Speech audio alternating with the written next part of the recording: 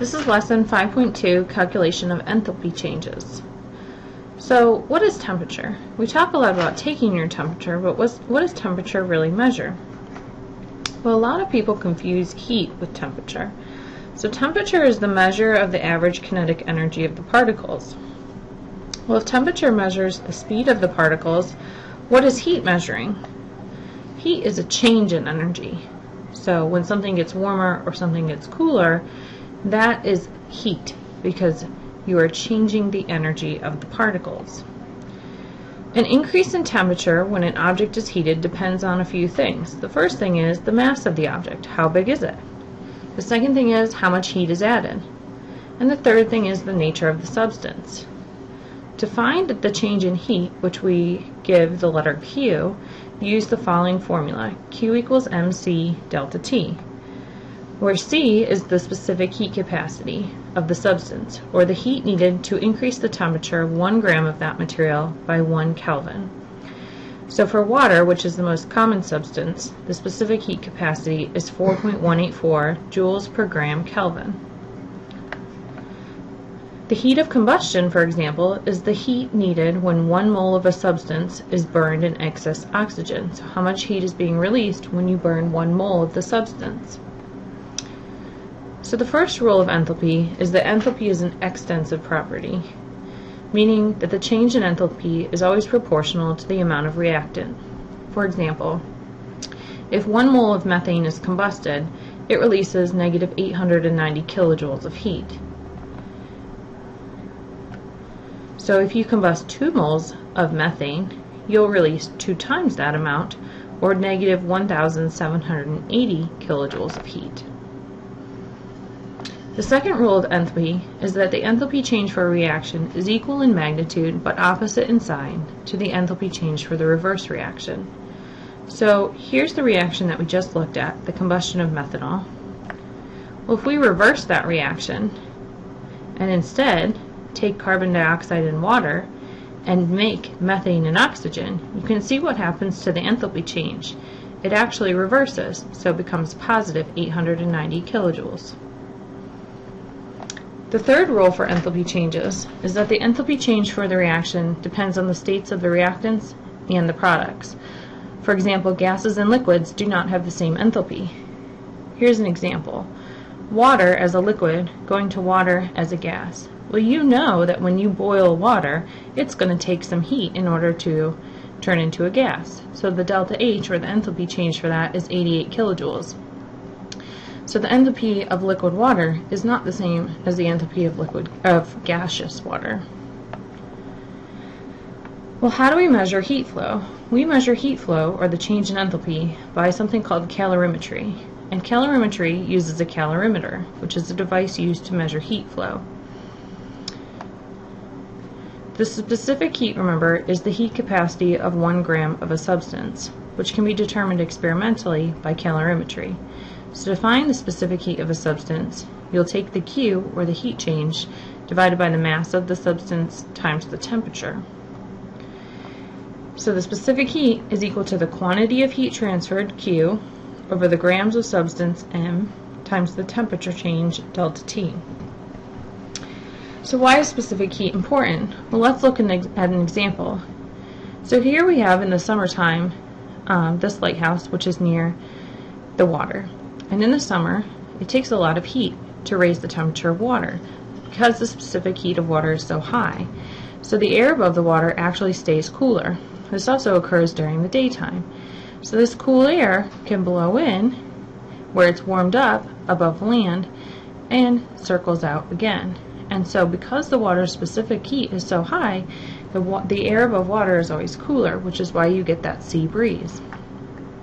At night, however, or in the wintertime, it takes a lot of heat to leave the water in order to cool the water down. So after it's been heated all day, in order to lower the temperature, a lot of heat needs to leave the water.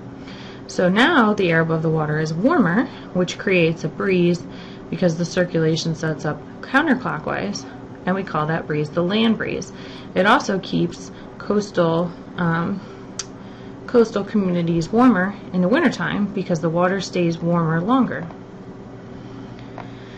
So constant pressure calorimetry, which is what you will be doing in class, uses a coffee cup calorimeter. And because coffee cups can never be sealed completely, the reaction occurs under constant pressure, the pressure in the room, which is why we call it constant pressure calorimetry. And so, in this calorimeter, you have 2 coffee cups for extra insulation. You have a stopper of some sort, you have a stirring mechanism, and you have a thermometer. So what you'll do is that you'll add 2 solutions to the coffee cup. The chemicals in those solutions are the system, and the water that they're dissolved in is the surroundings. Any heat that's absorbed or released will change the temperature of the water. So when the chemicals hit and react, the water will change temperature. So if you measure the temperature of the water and assume that any changes in that temperature are due to heat being transferred from the reaction to the water, meaning an exothermic reaction, or from the water to the reaction, meaning an endothermic reaction, you can determine the heat exchange. So if you have an exothermic reaction in a coffee cup calorimeter, the heat is being lost by the system, or the chemicals, and it's being transferred to the surroundings, which is the water. So the temperature of the water will rise, meaning that the heat that you lost or gained by the solution will be opposite the heat that's gained or lost by the reaction. So the Q, or the heat of the solution, is actually equal to the opposite, or the negative, of the Q of the reaction. So you find the Q of the solution by Q equals mc delta T, and you take the inverse to find the Q of the reaction. So here's an example. When a student mixes 50 milliliters of 1 molar hydrochloric acid and 50 milliliters of 1 molar sodium hydroxide in a coffee cup calorimeter, the temperature of the solution increases from 21 degrees to 27.5 degrees. Calculate the enthalpy change for the reaction in kilojoules per mole of HCl, assuming that the calorimeter loses only a negligible quantity of heat, that the total volume of the solution is 100 milliliters, that its density is 1 gram per milliliter, and its specific heat is 4.184 joules per gram Kelvin. So here's the important information. First, they give you the quantity of HCl and the quantity of NaOH. They tell you that the temperature goes up, meaning that the reaction is exothermic because the temperature of the water is going up. And then they ask you to calculate the enthalpy change for the reaction in kilojoules per mole. So we know that for current calorimetry problems, we're going to use the formula Q equals mc delta T. But first, let's write a balanced equation for this reaction. So HCl plus NaOH goes to water and NaCl. So if Q equals mc delta T, they tell us that the total volume is 100 milliliters and that its density is 1 gram per milliliter, which means that the mass must be 100 grams. The specific heat for water is 4.18 joules per gram degrees Kelvin, and the change in temperature is 27.5 minus 21 degrees Celsius.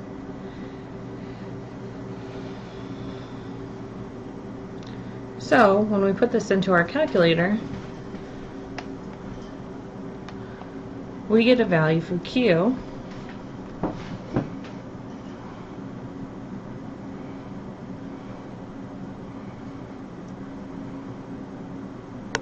which is equal to 2717 joules.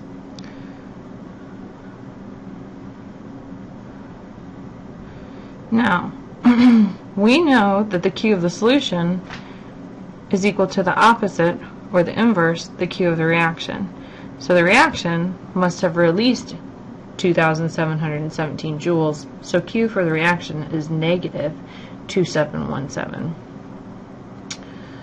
which is equal to negative 2.717 kilojoules. But the question is asking us for kilojoules per mole of HCl. And right now we only have kilojoules. So we need to figure out, did we use a mole of HCl or not? Or if not, how many moles did we use? So we know the volume and we know the molarity. So the volume converted to liters, so 0.05 liters times the molarity, 1 molar, will give us 0.05 moles of HCl, which is not 1 mole. So we have to take our Q and divide it by the number of moles, to get kilojoules per mole, which gives us a delta H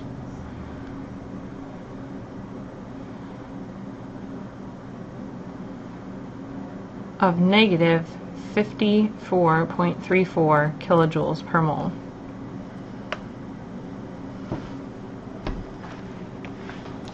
Now let's talk about an endothermic reaction in a coffee cup calorimeter.